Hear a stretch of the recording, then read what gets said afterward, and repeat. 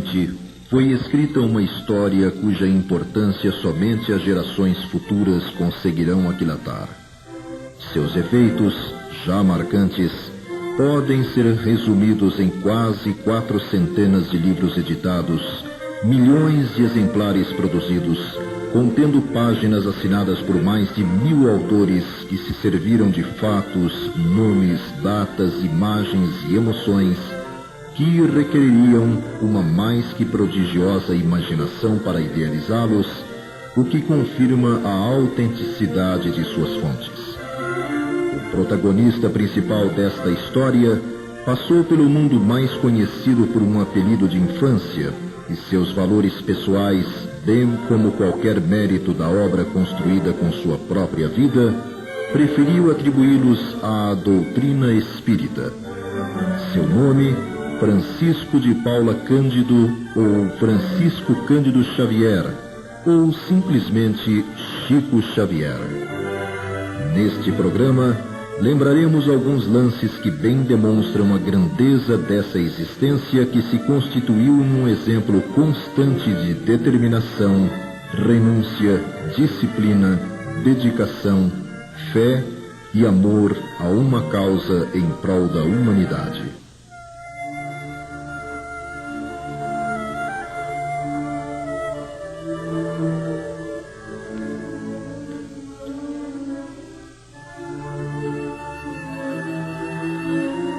Na pequena Pedro Leopoldo, distante 35 quilômetros de Belo Horizonte, Minas Gerais, nascia a 2 de abril de 1910 Francisco, sétimo dos 9 filhos de Maria João de Deus e João de Paula Cândido. Sua infância seguia o curso normal daqueles que renascem em meio à pobreza material, quando, aos 5 anos de idade, a morte separa-o da mãe. Inocente como toda criança, ignorando a dimensão do problema que as circunstâncias lhe impunham, aceitou com naturalidade a separação dos irmãos, distribuídos entre amigos da família, enquanto aguardava o retorno da mãezinha que, segundo imaginava, ausentara-se para tratamento em hospital. Os maus tratos e humilhações sofridos na casa que o acolheu com o tempo passaram a levá-lo a se refugiar num setor do amplo quintal da propriedade, talvez mentalmente buscando as razões pelas quais sua mãe o abandonara. Numa dessas vezes, embora não o soubesse, recebe a visita do espírito de Dona Maria João de Deus, que procura-o para confortar, esclarecer e pedir que perseverasse confiando em Deus, pois este haveria de colocar em seu caminho outra pessoa que a substituiria. A partir daí, a mediunidade passa a ser algo natural em sua vida, com as visitas espirituais de sua mãe se repetindo por vários meses, até que seu pai resolve se casar com Dona Cidália Batista. A família do primeiro casamento é reorganizada e Chico, já com 8 anos, passa a frequentar o grupo escolar São José, pela manhã, enquanto que à tarde sai pelas ruas na tentativa de vender verduras e legumes da horta formada por sua segunda mãe e pelos irmãos José e Raimundo. O tempo passa e, aos 10 anos, a ignorância das pessoas acerca das visões que o menino insistia em afirmar ter, levam seu pai a cogitar de interná-lo em estabelecimento para tratamento mental, o que apenas não ocorre por intercessão do sacerdote que lhe servia de confessor, o qual lhe estabelece uma rígida disciplina, compreendida na frequência à escola e assiduidade a um emprego que lhe arranjara na companhia de fiação e tecelagem em Cachoeira Grande, no horário das 15 à meia-noite e meia, o que permitiria aumentar um pouco a já escassa renda familiar que crescera com o nascimento de mais 3 irmãos. Contudo, a presença dos espíritos iluminados e perturbados mantém-se constante e, em 1922, aos 12 anos, Chico ganha o prêmio máximo de um concurso instituído entre as escolas públicas de Minas Gerais, com uma composição sobre o primeiro centenário da independência do Brasil, Trabalho esse que, segundo insistia em dizer, lhe fora ditado em sala por um homem que somente ele via, e ante o descrédito de sua professora e colegas, copia na classe uma redação transmitida pelo mesmo espírito, em torno de um tema difícil, o grão de areia, proposto por uma coleguinha de estudo. A adolescência transcorre com a intensificação dos conflitos gerados pelas presenças espirituais felizes e infelizes, com a manifestação até aos 15 anos dos sintomas de uma doença chamada coreia, ou mal de sanguído, o que o obriga a deixar o emprego na tecelagem para servir num pequeno empório, como auxiliar de cozinha, balcão e porta. A situação somente começaria a se clarear para o Chico aos 17 anos, quando surgem em sua vida Dona Carmen Pena Perácio e seu marido José Hermínio Perácio, os quais viajam mais de 100 quilômetros para, com o auxílio da terapia espírita da prece e do esclarecimento a um espírito obsessor, resolverem o caso de sua irmã Maria, vítima de perturbadoras crises que não haviam encontrado melhora nos recursos convencionais da medicina. As explicações ouvidas por Chico sobre tudo o que lhe ocorrera desde a infância, a respeito da realidade invisível aos sentidos da maioria das pessoas, representaram para ele o alimento de que sua alma tanto necessitava.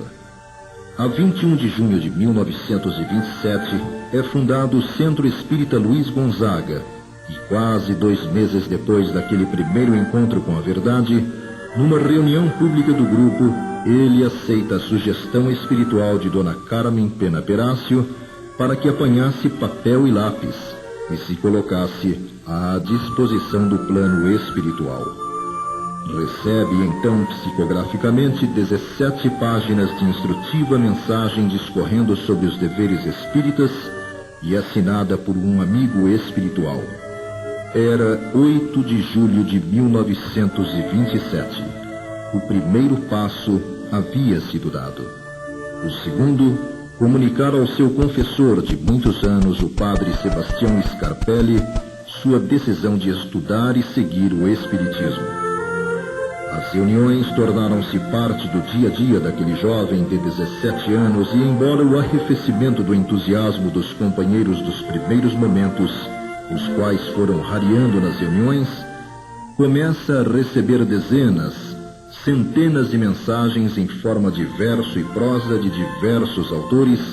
páginas essas encaminhadas por seu irmão José para publicação em vários jornais espíritas como o Aurora, dirigido por Bittencourt Sampaio, e não espíritas como o Almanaque de Lembranças, editado em Lisboa, Portugal.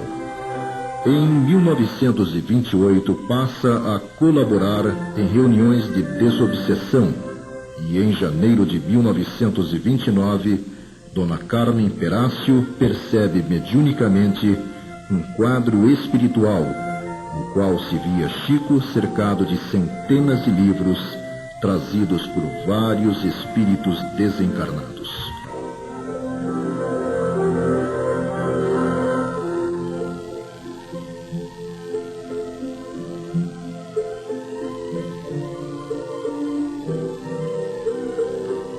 O exercício consciente da mediunidade começou a propiciar a Chico o equilíbrio e a paz que ele, em raras ocasiões, experimentara nos 17 anos vividos até ali, embora os espíritos o buscassem de maneira insistente para escrever por seu intermédio. No aspecto pessoal, contudo, as coisas não se alteraram em nada. Prosseguia consagrando mais de 13 horas por dia à atividade de auxiliar de cozinha, balcão e porta numa modesta venda, obtendo diminuta remuneração com que ajudava seu pai na composição dos recursos para manter a família. Num tempo de grandes dificuldades, Chico, cuja personalidade já se distinguia por uma humildade pura e sincera, nem de longe imaginaria naqueles dias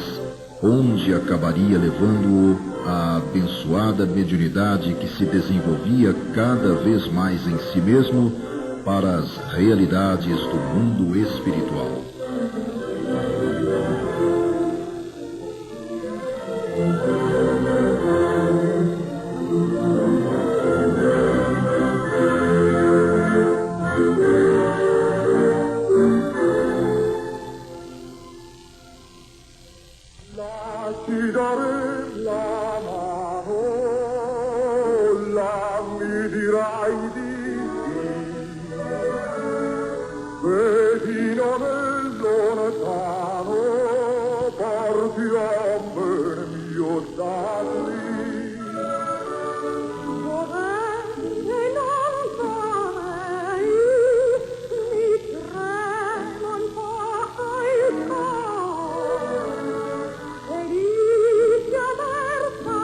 A terceira década do século XX surgiria para um planeta mergulhado em crises econômicas e políticas. Mesmo no Brasil, agitações na região sul do país vaticinavam problemas sociais de desfecho imprevisível. Dada a inexistência de processos eficientes de comunicação de massa, problema que o rádio resolveria pouco tempo depois, essas perspectivas não chegavam a afligir o povo das cidades menores e mais distantes dos centros mais desenvolvidos. Indiferente, portanto, aos acontecimentos mais marcantes da vida da sociedade que se modernizava, Chico prosseguia na sacrificante rotina imposta pelas necessidades de sobrevivência. Acontecimentos inesperados, contudo, começariam a produzir alterações nesse quadro.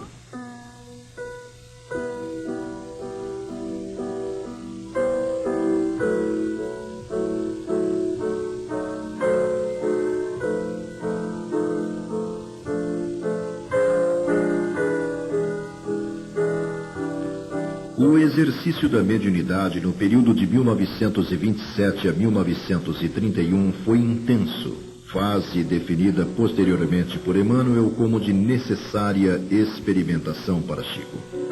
Pouco depois de ter completado 21 anos, numa tarde de domingo daquele 1931, durante uma pequena reunião de preces ao ar livre, num local chamado Açude, Chico vê pela primeira vez a figura de Emmanuel, que se lhe apresenta dentro de reflexos luminosos na forma de uma cruz, e que, objetivamente, passaria a orientar-lhe o exercício da mediunidade, sugerindo que Chico procurasse sempre se inspirar em Jesus e Kardec, e que se, em algum momento, ele, Emmanuel, parecesse se afastar desses mestres, que o médium se afastasse dele e seguisse os dois. Em contrapartida, quase em seguida, ocorre a desencarnação de Cidália Batista, sua segunda mãe, ocorrência de grande repercussão no ânimo de Chico, visto ser ela uma das poucas pessoas que procuravam entendê-lo. A partir de agosto daquele ano, espontaneamente em reuniões ou fora delas, de forma quase impulsiva, 14 espíritos de poetas brasileiros e portugueses, como Antero de Quental, Olavo Bilac, Castro Alves, Guerra Junqueiro, entre outros, transmitiram por Chico 60 poemas que serviram para que Manuel Quintão, então presidente da Federação Espírita Brasileira, com quem Chico já se correspondia há vários anos, tomasse as primeiras providências para a publicação do primeiro livro reunindo sua produção mediúnica. Nos últimos dias daquele primeiro ano da década, desenvolveram-se em Chico de maneira mais intensa e mais clara a vidência, a audição e outras faculdades mediúnicas. Por outro lado, do ponto de vista físico, passou a experimentar a perda gradual da visão do olho esquerdo. 1932 marcaria o lançamento do Parnaso de Além Túmulo, fato que repercutiu além da seara espírita pelo número de renomados autores cujas criações apareceram no livro, merecendo uma crônica de destacado escritor da época, Humberto de Campos, membro da Academia Brasileira de Letras, que, no Diário da Noite, edição de 10 de julho, entre outras considerações, disse que os poetas de que Chico era intérprete apresentavam as mesmas características de inspiração e expressão que os identificaram no planeta. Nos anos que se seguiram, não faltaram também, além dos críticos movidos a preconceitos, aqueles que tentaram convencer o médium a assumir publicamente a autoria do livro, em troca de compensação financeira ou um emprego em que poderia minimizar as dificuldades enfrentadas por sua família, propostas sempre recusadas. Em 1935 surge Cartas de uma Morta, o segundo livro recebido por ele, publicado sob a responsabilidade da LAC, assinado pelo espírito Maria João de Deus, a própria mãe de Chico, que, atendendo a um pedido formulado pelo filho, narra as impressões iniciais de sua vida no plano extrafísico. Em agosto, Chico passa a trabalhar na Inspetoria Regional do Ministério da Agricultura. Humberto de Campos, desencarnado um ano antes, é apresentado ao Chico num sonho desdobramento, tornando-se presença constante nas suas atividades, escrevendo através dele crônicas reproduzidas em várias publicações que, reunidas a uma série de reportagens desenvolvidas sobre o médium pelo jornal O Globo, compuseram o livro Palavras do Infinito, lançado em 1936. Em 1937, leva Chico pela primeira vez a São Paulo para participar, nas dependências do Teatro Municipal, do encerramento da Semana Metapsíquica, promovida pela Sociedade Metapsíquica, psicografando perante 600 pessoas um soneto de Augusto dos Anjos, outro de João de Deus, além de uma carta-mensagem de Humberto de Campos, sendo que antes dos mesmos manifestara-se Emmanuel, transmitindo uma saudação aos presentes, apresentando duas surpreendentes características. A mensagem era em inglês, idioma totalmente desconhecido pelo médium, e escrita da direita para a esquerda, somente podendo ser lida contra a luz ou ante um espelho. Ainda nesse ano é organizado o livro Crônicas de Além Túmulo, reunindo várias páginas de Humberto de Campos e Emmanuel, do Espírito Emmanuel, compreendendo uma abrangente análise do orientador espiritual sobre questões científicas, filosóficas e religiosas, sob a ótica do Espiritismo, obra esta somente publicada por insistência do Chico, que chegou a se cotizar com amigos e simpatizantes, já que os editores consideravam que um livro daquele estilo não era comerciável, no que estavam errados, pois, no espaço de poucos meses, o trabalho foi reeditado por 3 vezes. Em 1938, começa a se intensificar a produção mediúnico-literária de Chico, com a recepção de Brasil, Coração do Mundo, Pátria do Evangelho, uma revisão da história e destinação de um país, conforme registros do plano espiritual, pesquisados por Humberto de Campos. Lira Imortal,